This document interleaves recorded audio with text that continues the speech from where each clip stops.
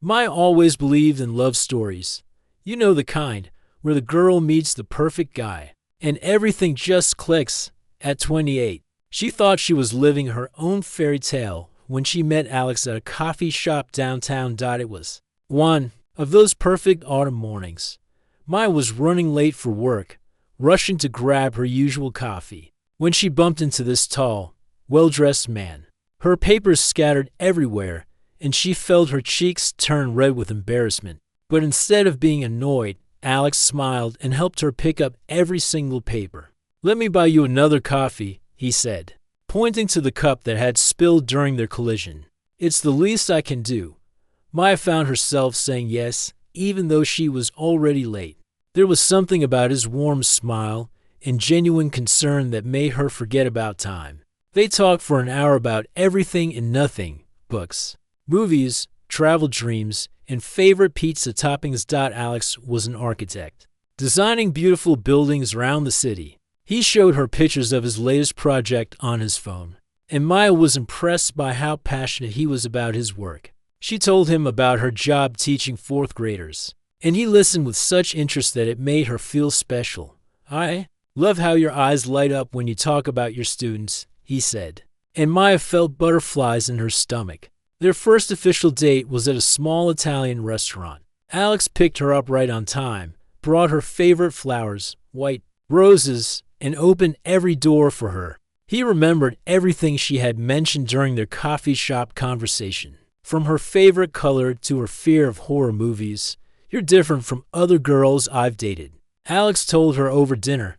"You're genuine. You care about things that matter." Maya felt like she was floating. Here was this successful, handsome man who seemed to really see her, not just her looks, but who she was as a person. It felt too good to be true. The next few months were like a dream. Alex would surprise her with weekend trips to the mountains, romantic picnics in the park, and thoughtful gifts that showed he was always thinking of her.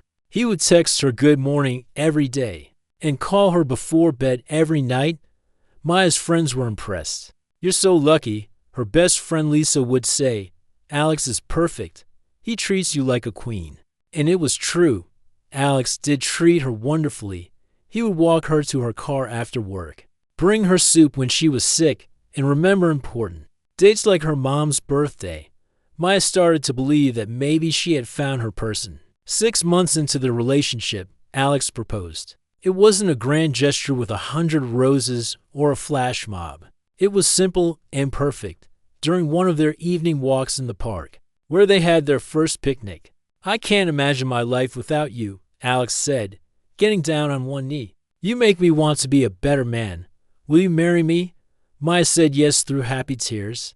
The ring was beautiful, a simple diamond that caught the light perfectly. It was exactly what she would have chosen for herself, which made it even more special. The wedding planning was exciting but stressful. Alex had specific ideas about everything: the venue, the flowers, the menu. Maya found herself agreeing with most of his suggestions because he seemed to know what looked best. "Trust me," he would say when she hesitated about a choice. "I have an eye for these things. It's my job to make things look perfect." Maya admired his confidence and expertise. After all, he was successful in his career, and she wanted their wedding to be beautiful. She started relying on his opinions more and more. As the wedding day approached, Maya made a decision that surprised everyone, including herself. She quit her teaching job. "Alex needs support right now," she explained to her family. "His career is taking off, and he has so many important projects. I want to be there for him." Her sister was concerned. "But Maya, you love teaching. What about your own dreams?" "My dream is to build a life with Alex," Maya replied. "I can always go back to teaching later." The wedding was perfect. Everything looked exactly as Alex had envisioned. Maya felt like a princess in her white dress, walking down the aisle to her Prince Charming. All their friends and family were there, celebrating their love story. During their honeymoon in Italy, Maya felt complete. They explored ancient cities, ate amazing food, and talked about their future together. Alex spoke about the house they would build, the trips they would take, and the life they would create. "I'm going to take such good care of you," he promised, holding her hand as they watched the sunset from their hotel balcony. Maya believed him completely. She had never felt so loved, so cherished, so sure about her future. This was just the beginning of their happily ever after. But as they settled into married life, small things started to change. Alex would comment on the way Maya arranged the furniture or cooked dinner. His suggestions were always said with love, but Maya found herself second-guessing her choices. "I'm just trying to help you," Alex would say when she looked uncertain.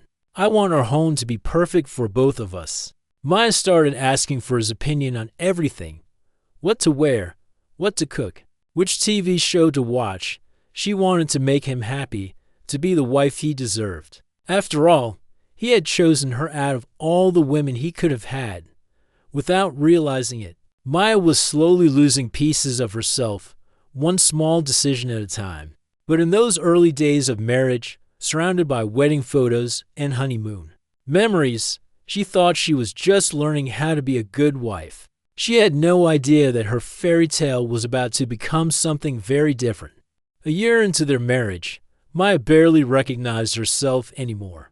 The confident teacher who used to stand in front of 30 kids every day had become someone who asked permission to buy groceries. It started with small things. Alex would come home from work and notice that Maya had rearranged the living room cushions. "Honey, it looked better the other way," he'd say with a gentle smile. "Trust me, I know about design." Maya would quickly move the cushions back, feeling a little embarrassed. Of course he knew better. He was an architect. She was just a teacher who didn't know much about making spaces look good. Then it was the cooking. Maya had always been proud of her cooking skills. Her grandmother had taught her to make the best chicken soup in the world, and her friends used to beg her to make it for them. But when she made it for Alex, he took one sip and frowned. "It's a bit salty, don't you think?" he said, pushing the bowl away. "Maybe you should try a different recipe. I saw the chef on TV who makes it completely differently." Maya stared at the soup she had made with so much love. It tasted fine to her. But maybe her taste buds were wrong. Maybe she had been making it wrong all these years. The next week, she tried the TV chef's recipe. Alex took one bite and shook his head. "This doesn't taste right either. Maybe cooking just isn't your strong point." Maya felt her heart sink. She had been cooking for herself since she was 15. But if Alex said she wasn't good at it, then maybe she wasn't. This pattern continued with everything. The way she folded laundry, wrong. The way she organized the bookshelf, wrong. The way she laughed at TV shows, too loud. The way she talked to the grocery store clerk, too friendly. "I'm just trying to help you become the best version of yourself," Alex would say whenever Maya looked hurt. That's what people do when they love someone. Maya started to doubt everything about herself. She would stand in front of the mirror for 20 minutes every morning, trying to figure out what to wear. Not because she cared about fashion, but because she was scared of Alex's disappointed look. The worst part was how it affected her friendships. Lisa, her best friend since college, would call to make plans for their weekly coffee dates, but Maya would hesitate. "I should probably check with Alex first," she'd say. "He might have plans for us." "Maya, it's just coffee," Lisa would say, sounding confused. "You used to make your own plans." But Maya had learned that it was easier to ask Alex first than to deal with his questions later. He never said she couldn't go out with her friends, but he had a way of making her feel guilty about it. "I worked so hard all day," he'd say when she mentioned meeting Lisa. "I was looking forward to spending time with my wife. But if your friends are more important than me," Maya would cancel the plans. She told herself it was because she loved Alex and wanted to spend time with him. But deep down, she knew it was because she didn't want to deal with the tension that would last for days. If she went out anyway, Lisa started calling less. Maya's other friends did too. They said she had changed, that she wasn't the same person anymore. Maya wanted to explain, but how could she tell them that she was just trying to be a good wife? Work became her only escape, but even that started to feel different. Maya had always loved her job, but now she found herself coming home exhausted and stressed. not because the kids were difficult, but because she was constantly worried about what Alex would think about her day. If a parent complained about something, Maya would panic. If her principal gave her feedback, she would spend hours wondering if she was really as bad at her job as she was at everything else. Maybe you should consider a career change, Alex suggested one evening after Maya had a particularly stressful day. Teaching seems to make you so unhappy. Maya was shocked. I love teaching. It's just been a rough week. But look at yourself, Alex said, gesturing at her tired face. You're exhausted all the time. You're not the happy person I married. Maybe it's time to try something else. Maya looked in the mirror that night and saw a stranger. Her eyes looked tired and sad. She had lost weight because she was always too anxious to eat properly. Her hair was always in a messy bun because she didn't have energy to style it anymore. When had she become this person? When had she stopped being Maya and started being just Alex's wife? The breaking point came during a family dinner at her parents' house. Maya's mom made her favorite meal, the same chicken soup that Alex had criticized. Maya took a bite and realized it tasted exactly like hers always had. It was perfect. How's married life treating you, sweetie? Her dad asked, smiling at her. Across the table, Maya opened her mouth to say great like she always did, but no words came out. Her sister Anna was watching her closely, and Maya could see the concern in her eyes. It's good, Maya finally managed to say, but her voice sounded strange even to her own ears. Anna walked her to the car after dinner. Maya, are you okay? You seem different. I'm fine, Maya said quickly, just tired from work. But Anna didn't look convinced. You know you can talk to me about anything, right? If something's wrong. If you need help.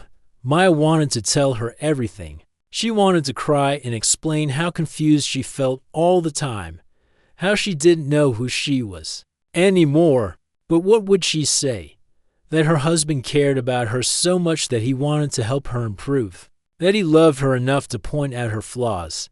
It sounded crazy even in her own head. I'm really fine, Maya said, forcing a smile. Alex takes great care of me.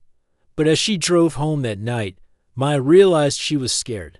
Not of Alex hurting her physically. He had never even raised his voice. She was scared of the person she was becoming. She was scared of disappearing completely. She just didn't know how to stop it from happening. The day that changed everything started like any other Thursday. Maya woke up early, made coffee the way Alex liked it, and prepared his breakfast before he left for work. She had gotten good at reading his moods in the morning. Today he seemed stressed about a big presentation. Don't forget I have that client meeting tonight, Alex said, kissing her goodbye. I might be late, so don't wait up. Maya nodded and smiled, watching him drive away. She had the whole day to herself, which felt both freeing and scary. When was the last time she had made her own plans for a day at work? Maya's students were particularly energetic. Little Tommy had lost his first tooth and was excited to tell everyone about the tooth fairy. Jenny had learned to spell beautiful and wanted to write it on the board. These moments used to fill Maya with joy, but lately, she found herself going through the motions. During lunch break, her colleague Rita sat next to her. You know, Maya, you've been really quiet lately. Are you okay? Maya looked up from her sandwich. I'm fine, just tired. It's more than that, Rita said gently. You used to be the life of the teacher's lounge. Now you barely speak unless someone asks you a direct question. Maya wanted to explain, but how could she? How could she tell Rita that she had forgotten how to be herself? That she spent so much energy trying to be perfect at home? That she had nothing left for anywhere else? I'm just going through some changes, Maya said finally. Marriage stuff, you know, Rita nodded. But Maya could see the concern in her eyes. Well, if you ever want to talk. The rest of the day passed in a blur. Maya drove home, stopped at the grocery store, and picked up ingredients for dinner. She decided to make Alex's favorite meal, steak with roasted vegetables. Maybe it would help him relax after his stressful day at home. Maya changed into comfortable clothes and started cooking. She was being extra careful with everything. The steak had to be cooked exactly medium rare. The vegetables had to be cut evenly. The table had to be set perfectly as she was washing the dishes she had used for cooking. It happened. Alex's favorite coffee mug, the blue one his mother had given him for Christmas, slipped from her soapy hands. Maya watched in horror as it fell toward the kitchen floor, almost in slow motion. The crash seemed to echo through the entire house. Maya stared at the broken pieces scattered across the floor. It was just a mug, she told herself, just a piece of ceramic. But her heart was racing like she had just witnessed a terrible accident. She quickly knelt down and started picking up the pieces. Careful not to cut herself, maybe she could glue it back together. Maybe Alex wouldn't notice. Maybe the front door slammed shut. Alex was home early. "Maya, I'm home," he called out. "I'm in the kitchen," Maya replied, her voice shaking slightly. She heard his footsteps approaching and quickly threw the broken pieces in the trash, hoping he wouldn't notice. But when Alex walked into the kitchen, his eyes immediately went to the empty spot on the counter where his mug usually dried after being washed. "Where's my mug?" he asked, looking around. Maya felt like a child who had been caught doing something wrong. I accidentally broke it. "I'm so sorry, Alex. I was washing dishes and it slipped," and Alex's face changed. Maya had seen him disappointed before, had seen him frustrated, but this was different. This was something deeper and scarier. "You broke my mug," he said slowly, as if he couldn't believe it. "It was an accident," Maya said quickly. "I can buy you a new one. I can look everywhere until I find the exact same one." "You can't find the exact same one," Alex said, his voice getting louder. "My mother gave me that mug. She's been gone for 3 years, Maya. 3 years, and you just broke it." Maya felt tears starting to form in her eyes. "I'm so sorry. I didn't mean to. I was trying to clean it because I know how much you love it," Alex laughed. But it wasn't a happy sound. Past tense, Maya. "I loved it because now it's broken. Just like everything else you touch." Those words hit Maya like a physical blow. "What do you mean?" "Look around, Maya. Look at this house. Look at yourself. Nothing is the way it's supposed to be. I try to help you. I try to make things better. But you just keep messing things up." Maya watched in shock as Alex started opening kitchen drawers and pulling out his belongings. His special cooking knife, his expensive coffee beans, his favorite dish towel. "What are you doing?" Maya asked, her voice barely above a whisper. "I'm packing," Alex said without looking at her. "I can't do this anymore. I can't keep fixing everything you break. I can't keep pretending that this is working." Maya felt the room spinning around her. This couldn't be happening. Not over a mug. "Not like this, Alex, please," she said, following him as he moved to the bedroom. "It's just a mug. I'll replace it. I'll be more careful. It's not about the mug," Alex shouted, and Maya jumped. He had never raised his voice at her like this before. "It's about everything. You're not the person I married. You're not the person I fell in love with." Maya watched him throw clothes into a suitcase. Her world was falling apart, and she didn't know how to stop it. Everything she had tried to do to make him happy had apparently made him miserable instead. "I don't understand," she said, tears streaming down her face.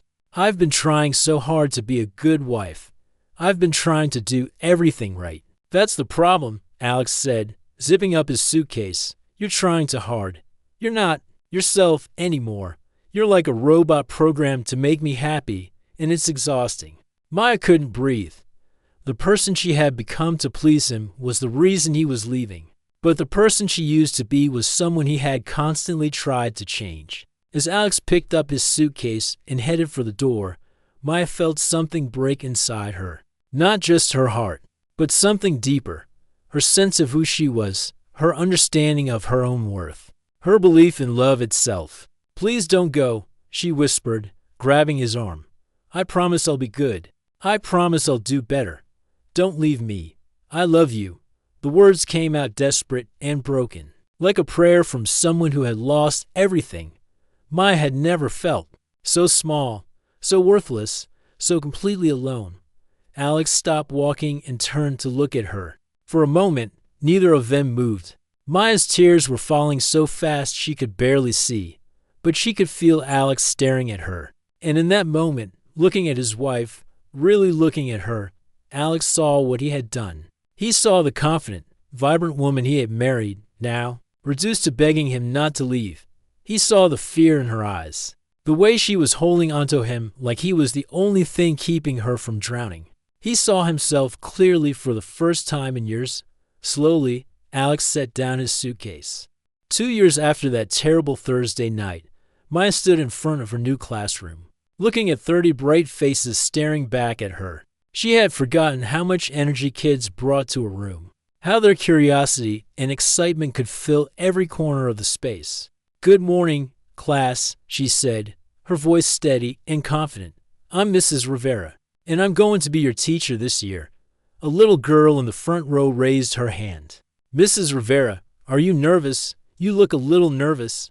Maya smiled. The old Maya would have been mortified to show any vulnerability. The new Maya had learned that being human was actually a strength. "You know what? I am a little nervous," Maya admitted. "I haven't been a teacher for a while, and I'm excited to get back to doing what I love." "It's okay to be nervous about new things, isn't it?" The class nodded enthusiastically, and Maya felt that familiar warmth that came from connecting with children. She had missed this so much. During lunch break, Maya called Alex. This was something new for them, checking in with each other not because they had to, but because they wanted to. "How's the first day going?" Alex asked. "It's wonderful," Maya said, and she meant it. "I remember why I love teaching. These kids are amazing. I'm proud of you," Alex said. And Maya could hear the genuine happiness in his voice. "I know going back to work was scary." It was, Maya agreed. "But good scary, you know, like the kind of scary that means you're growing." After school, Maya stopped by the grocery store to pick up ingredients for dinner. She was making her grandmother's chicken soup, the one Alex had criticized years ago. But now she made it because she loved it, not because she was trying to prove anything at home. Alex was already in the kitchen, preparing vegetables for a salad. This was another new thing. They cooked together now, each contributing their own skills and preferences. "How was your presentation today?" Maya asked, giving him a quick kiss on the cheek. "It went well," Alex said, "though I had to remind myself not to micromanage my team. I caught myself trying to control how they set up the slides." Maya laughed. "Old habits die hard." "They really do," Alex agreed. "But I'm getting better at catching myself." This is what their relationship looked like now, to people who were aware of their flaws and working on them, supporting each other without trying to fix each other. As they cooked together, Maya told Alex about her day. She talked about the little girl who was afraid to speak up in class, about the boy who was clearly going to be a class clown, about the joy she felt when she saw understanding dawn on a student's face. Alex listened with genuine interest, asking questions and sharing his own thoughts. He didn't try to give her advice about how to handle difficult students or suggest ways she could improve her teaching. He just listened and celebrated her excitement. "I have something to tell you," Alex said as they sat down to eat. "I've been thinking about this for a while, and I finally made a decision." Maya looked up from her soup, curious. "I want to propose to you again," Alex said. Maya nearly choked on her soup. "What? I know we're already married," Alex said quickly, "but I feel like we're completely different people now. I want to marry the person you are today, not the person I tried to turn you into before." Maya set down her spoon, her heart racing. "Alex, I know it sounds crazy," Alex continued, "but I want to make new vows. I want to promise to love you for who you are, not who I think you should be. I want to promise to support your dreams instead of trying to control them. I want to promise to be your partner, not your manager." Maya felt tears welling up in her eyes. But these were happy tears. What would that look like? "I was thinking we could have a small ceremony," Alex said. "Just us, our families, and a few close friends. We could write our own vows, honest ones this time, ones that reflect who we really are and what we've learned." Maya thought about their first wedding. how beautiful it had been, but how little it had actually reflected their true selves. They had been playing roles then, the perfect groom and the perfect bride. Now they were just Alex and Maya, flawed and real and trying their best. I would love that, Maya said, 6 months later. They stood in the same park where Alex had first proposed, but everything was different. Maya wore a simple blue dress that she had chosen herself, not because it was what someone else thought she should wear, but because it made her feel beautiful and confident. Alex wore a gray suit that was comfortable and practical, not the expensive, formal where he had insisted on for their first wedding. Their families were there, but the group was smaller this time. Only the people who had supported them through their difficult journey, who had celebrated their growth and healing. Maya's sister Anna stood beside her as her maid of honor. "I'm so proud of you," Anna whispered before the ceremony started. "You found yourself again." Dr. Johnson officiated the ceremony. She had become more than their counselor. She had become a guide who helped them discover who they really were. "Maya and Alex," Dr. Johnson said, "you've asked me to witness your commitment to each other as the people you are today. You've learned that love isn't about changing someone into who you think they should be. It's about accepting them as they are and supporting them as they grow." Alex went first with his vows. "Maya, I promise to love you for exactly who you are. I promise to listen to your thoughts and respect your opinions, even when they're different from mine. I promise to support your dreams and celebrate your successes. I promise to catch myself when I try to control you and to work on being a better partner every day." Maya's vows were simple but powerful. "Alex, I promise to be myself with you, even when it's scary. I promise to speak up when I disagree with you and to share my thoughts and feelings honestly. I promise to support your growth while also taking care of my own needs. I promise to love you for who you are, not for who I think you should be." As they exchanged rings, new ones that they had chosen together, Maya felt something she hadn't felt in years. She felt like herself, completely, authentically herself. The celebration afterward was small but joyful. Maya's students had made her a card congratulating her on her first wedding, which made everyone laugh. Alex's colleagues from work shared stories about how much he had grown as a leader and as a person. Lisa gave a toast that brought tears to everyone's eyes. "I watched my friend disappear for a while," she said, "and then I watched her fight her way back to herself. Maya, you are one of the bravest people I know." As the evening wound down, Maya and Alex found themselves alone on the park bench where they had shared their first kiss years ago. "Do you think we'll make it this time?" Maya asked. Alex considered the question seriously. "I think we have a better chance now. We know what we're capable of, both the good and the bad. We have tools to help us when things get difficult, and we're committed to growing together instead of trying to shrink each other." Maya leaned against Alex's shoulder, feeling peaceful in a way she hadn't felt in years. "I love you," she said. "The real you, not the perfect version I used to think I needed." "I love you too," Alex replied. "All of you. Your stubbornness, your terrible jokes, your spicy food, your loud laugh, all of it." As they sat together in the quiet park, Maya thought about the journey that had brought them here. The broken coffee mug that had shattered their old life. The desperate words she had spoken that night. The long, difficult work of rebuilding themselves and their relationship. She thought about her students, who looked up to her as an example of what it meant to be a strong, confident woman. She thought about the other women she had started mentoring, women who were struggling to find themselves in relationships that had made them feel small. Maya had learned that healing wasn't just about fixing what was broken.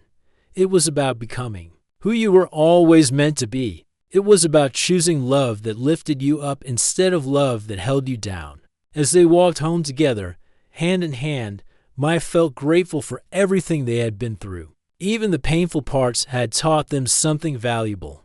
They had learned that real love wasn't about perfection. It was about acceptance, growth, and the courage to be vulnerable with another person. Their fairy tale hadn't ended with a wedding. It had begun with two people deciding to love each other for who they really were, flaws and all. And that, Maya thought, was the most beautiful beginning of all. The silence in the room was deafening. Maya stood frozen, her hand still gripping Alex's arm, afraid that if she let go, he would disappear forever. Alex stared at his suitcase on the floor, then at his wife's tear-stained face, and something inside him cracked open. "Maya," he said softly, his voice completely different from moments before. "Look at me." Maya slowly raised her eyes to meet his. She was still shaking, still terrified, but there was something in his expression that she hadn't seen in a long time.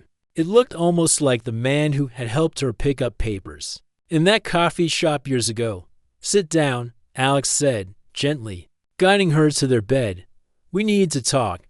Maya sat down carefully, as if sudden movements might break whatever spell had made him stay. Alex sat beside her, running his hands through his hair. "I almost walked out that door," he said quietly. "I was ready to leave you, and I was blaming you for everything. But when I saw you just now, when I heard you beg me not to go," he paused, struggling with his words, "I realized I don't even know who we are anymore." Maya wiped her eyes with the back of her hand. "I don't know either." "When did this happen?" Alex asked, looking around their bedroom. "When did we become these people? When did you become someone who apologizes for breathing? And when did I become someone who makes you feel like you need to?" Maya had never heard Alex talk like this. He sounded confused and hurt, but also honest in a way that felt new. "I've been trying so hard to be perfect," Maya whispered. "Everything I did was wrong. So I kept trying to fix myself. But the more I tried, the more wrong I seemed to become." Alex was quiet for a long moment. "Maya, I need to tell you something, and it's going to be hard to hear. But I also need you to know that I'm not saying this to hurt you."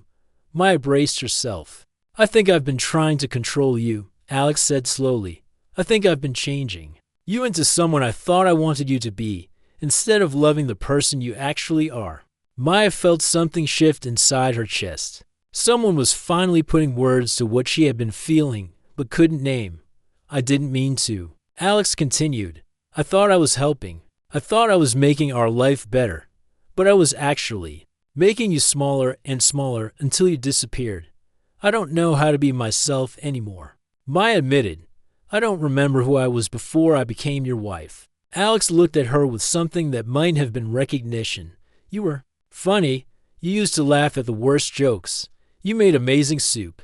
You could get kids to listen to you just by talking to them like they mattered. You had opinions about everything, and you weren't afraid to share them." Maya felt tears starting again, but these were different. These weren't tears of fear or desperation. These were tears of grief for the person she had lost. "I want to be that person again," she said. "But I don't know how." "I don't know how either," Alex said. "But I know we can't keep being the people we are right now. We're making each other miserable."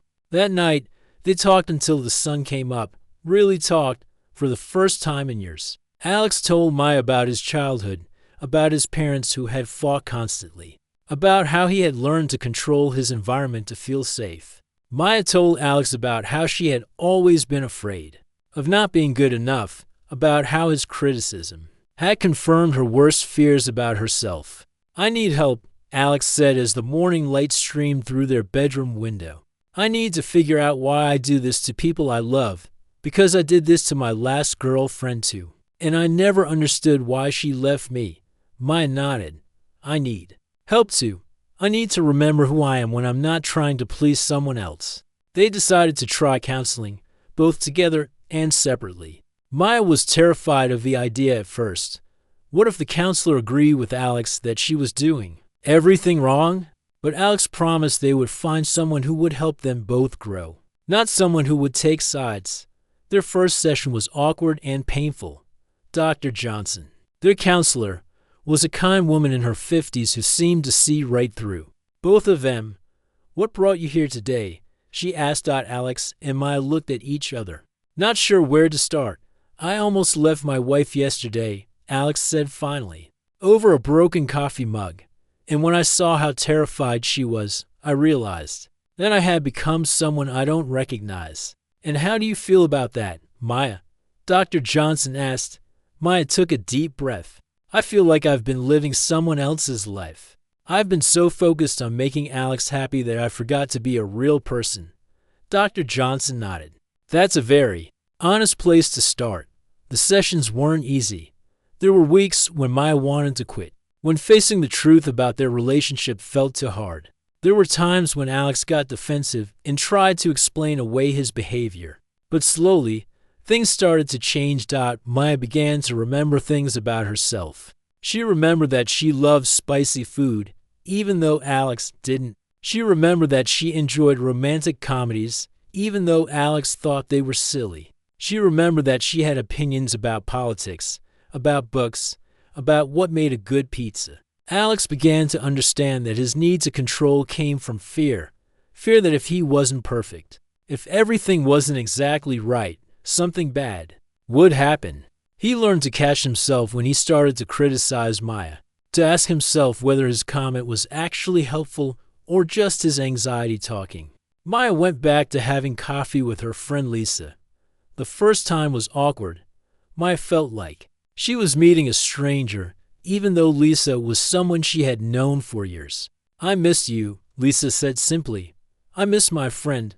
I miss me too, Maya replied. And they both laughed. Slowly, Maya started making small decisions without asking Alex first. She bought a book she wanted to read. She chose a restaurant. For their date night, she picked out her own clothes without seeking his approval. Each small choice felt like a victory. Alex started going to individual therapy to work on his controlling behavior.